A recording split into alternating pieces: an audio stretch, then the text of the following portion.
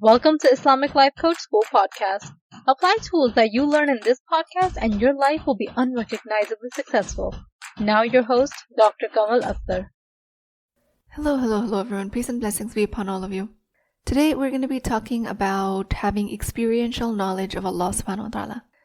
Fiqh is a worldly science and this is jurisprudence. It has everything to do with the understanding of the religion. At the same time, it has very little to do with experiencing your lived reality as a human being. And this is a powerful distinction because it separates knowledge about Islam from the transformation that Islam is meant to produce. So for a Muslim woman struggling with anxiety, shame, perfectionism, people-pleasing, or the after effects of trauma, this distinction is revolutionary. Because you might have spent years accumulating Islamic information while remaining emotionally unchanged. And this has nothing to do with me putting down information.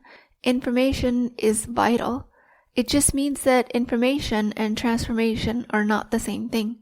Fiqh tells you what Allah subhanahu wa ta'ala has commanded, but it does not automatically teach you the how to become the kind of person who can consistently live those commands. So you might know the rulings and the fiqh of lowering your gaze. You might know how to control your tongue or what maintaining family ties is all about. You know that you're supposed to avoid backbiting. And yet, maybe you repeatedly find yourself failing at any of these because the obstacle is not the ignorance of the ruling. The obstacle is fear, anger, insecurity, resentment. All of these deeply practiced emotional patterns. Fiqh identifies your destination. The mental and the spiritual development, the tasawwuf, helps remove the obstacles on the road. Jurisprudence or fiqh answers the question, what is permissible? And mental health asks, why do I keep doing what I know I shouldn't? And these are completely different questions. You know that gossip is haram, but you gossip anyways because it temporarily relieves the loneliness or it gives you a sense of belonging. You know how much arrogance is condemned, but you continue to seek superiority in subconscious ways because the sense of inadequacy that your lower brain offers has become unbearable. So arrogance feels like a relief from that. Your chronic anxiety takes you away from tawakkul. So the fiqh can correctly diagnose the external behavior, and psychological and spiritual work remains on you. And I do have to emphasize how many Muslims, men and women alike, confuse religious education with inner purification, while the Quran repeatedly calls people to reflect, remember, and purify themselves, to soften your hearts.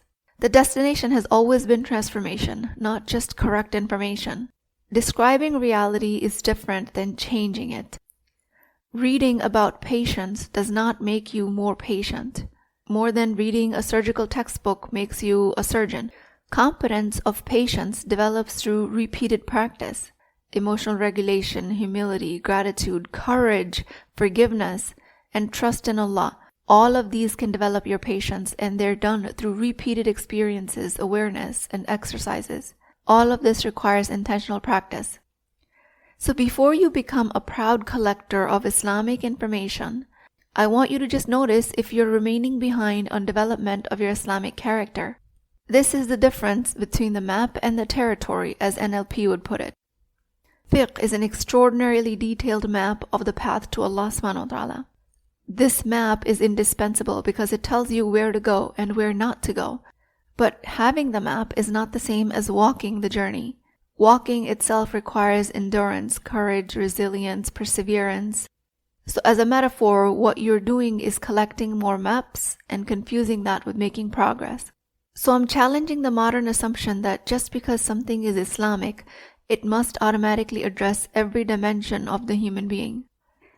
Quran itself distinguishes between the people who know intellectually and people whose hearts have changed. Even Iblis possessed immense knowledge about Allah subhanahu wa ta'ala. And his downfall was not intellectual deficiency. It was the disease of the heart. It was arrogance. The coaching work that I do does not compete with the fiqh teachings. It just serves those teachings. The fiqh and the Islamic recommendations might tell you that you should take the high road and forgive. And coaching will help you identify the resentment that keeps forgiveness impossible. Fiqh teaches you tawakkul, belief in Allah. Coaching exposes your catastrophic thinking that prevents that trust, that prevents that tawakkul. If Islamic teachings are calling you towards gratitude and you have knowledge about that, coaching will help you reveal the practiced attention towards lack instead of abundance. Fiqh teachings will command justice, and coaching will help you uncover the fear that causes you to abandon your own boundaries and anything that causes you to abandon justice towards yourself. Coaching is the bridge between knowing Allah's commands and becoming psychologically and spiritually capable of living them. Religion can be studied as an academic discipline without ever becoming the operating system of the heart, because the intellect is what memorizes the rulings, and ego is what continues to rule the personality.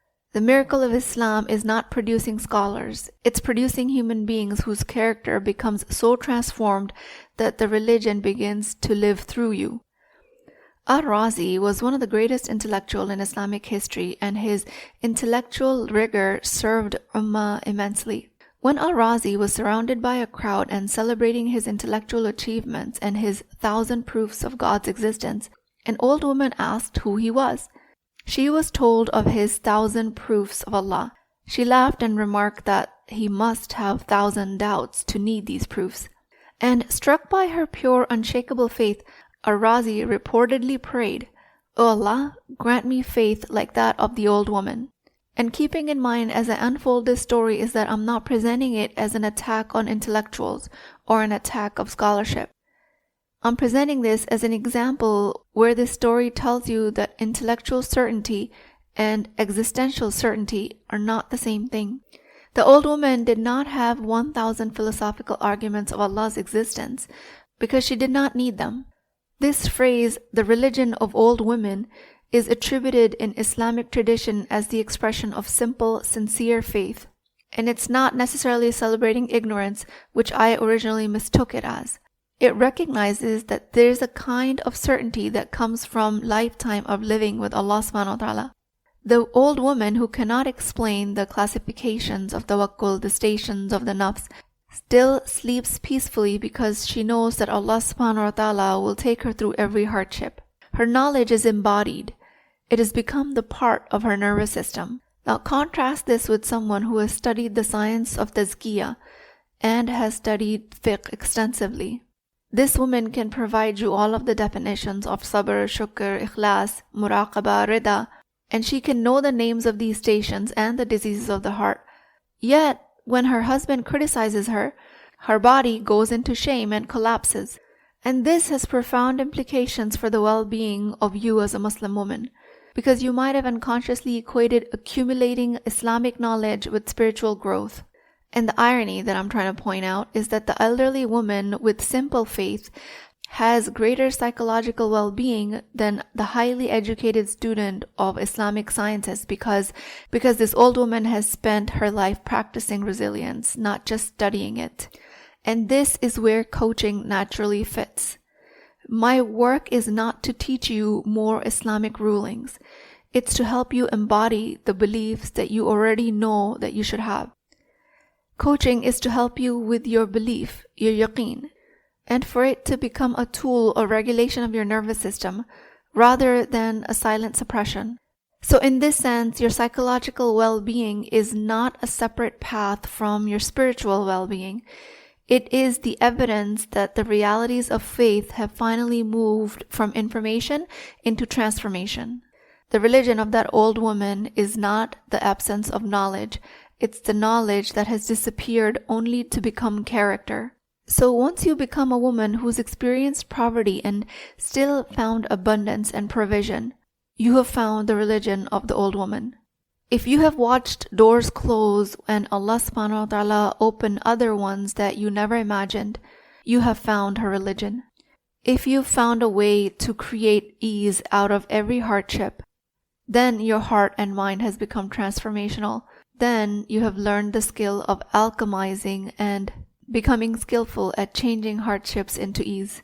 So please, at any level, do not reduce mental well-being to knowing more. Your mental well-being is from your repeated living the realities that your intellect already accepts. Tawakkul becomes a learned and lived reality every time you tolerate uncertainty without trying to control the outcome. Sabr is learned every time you remain regulated during hardship, and this applies even if you feel intense emotions. Your faith is built every time you look back and you recognize that you're in Allah subhanahu wa ta'ala's mercy. So the religion of this old woman is not anti-intellectual. It is the completion of the intellectual knowledge. This is what happens when theology and knowledge descends into the heart, into the nervous system, and it comes out into your habits, into your perception of the world. And eventually it becomes the lens through which you experience life itself. No amount of knowledge is going to guarantee how you will actually experience peace. Although you might be getting indirectly coached through books and knowledge, but you have to remember that that's because of your perception of the written material or the learned material. That is not strictly from the knowledge itself. So I'm a big proponent of knowing the fiqh rulings and having the knowledge, but I'm even a bigger proponent of making this into a lived reality. When your Islam becomes embodied, the knowledge has traveled from intellect to perception, and that translates into behavior, which then transforms your character. And this is where my C-near formula comes so very handy. C for circumstance, N for nervous system thoughts, E for emotions, A for actions, and R for results. Every circumstance in your life is filtered through your interpretation of it. So what you think a Quranic verse means, or what you think Allah's decree means, those interpretations will create your emotional experience. And this is basically the response of your nervous system, which will shape your actions and ultimately produce the life that you're currently living. So the religion you practice is not simply the religion you know, it is the religion that exists in your thinking. It exists from your perceptions. Two Muslim women can possess the exact same knowledge about Islam and experience it entirely differently because of the meaning they attach to that same knowledge. Both will know that Allah is Al-Wakil, and one interprets it as the invitation to release control. She eases into tolerance of the uncertainty. The other one believes she must still anticipate every possible disaster and has to be hyper-vigilant. Both know the same ruling and can quote the same verses, yet one lives with peace and the other one lives with chronic anxiety. All of this is because of the gap between knowledge and the practice of that knowledge. This is why internal work is absolutely indispensable. Every one of us carries biases, blind spots, inherited assumptions. We are functioning from fears that we don't even know exist. If you're a woman who secretly believes that your worth depends on your performance, then you may turn every religious obligation into another opportunity to prove yourself, which becomes very exhausting. If you're a woman who believes mistakes make you unworthy, you may experience repentance as humiliation rather than mercy. This is extremely tolling on your nervous system. If you're a woman who fears rejection, you might interpret obedience as an attempt to earn Allah's love instead of responding to Allah's love that already exists abundantly. When you work with me through the C-near algorithm in coaching, your thoughts about all of these situations become visible.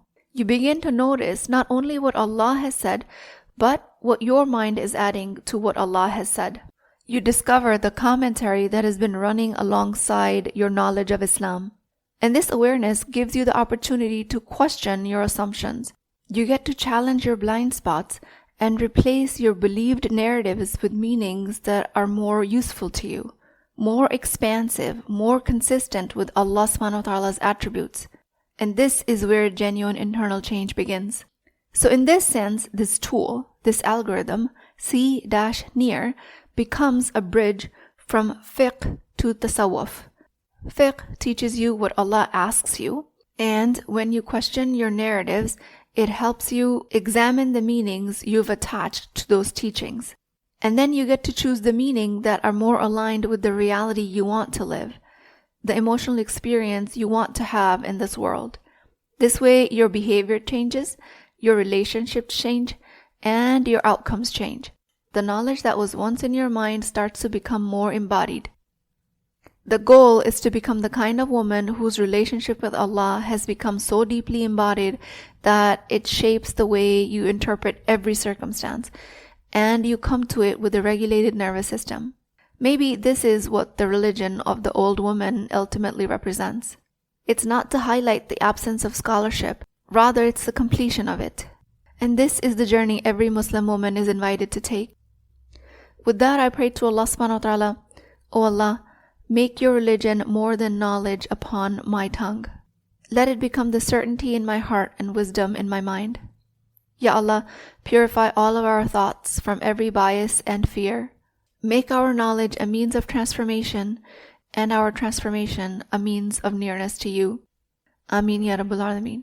Please keep me in your du'as. I will talk to you guys next time. I am truly honored that you are here in my circle. And if you or someone you know is raising a child on the autism spectrum, I want to personally invite you to join my program, the Ummi Collective. This is a weekly coaching program for Muslim mothers where I help you build the skills to raise independent and successful neurodivergent children, while also supporting you as a woman in the process. If you're struggling right now, but deep down you know that your child has incredible potential, and you want to support that potential the best way possible, this program is exactly for you. Use the link in the show notes to apply for the program at a discounted price. I would be honored to welcome you inside the Ummi Collective.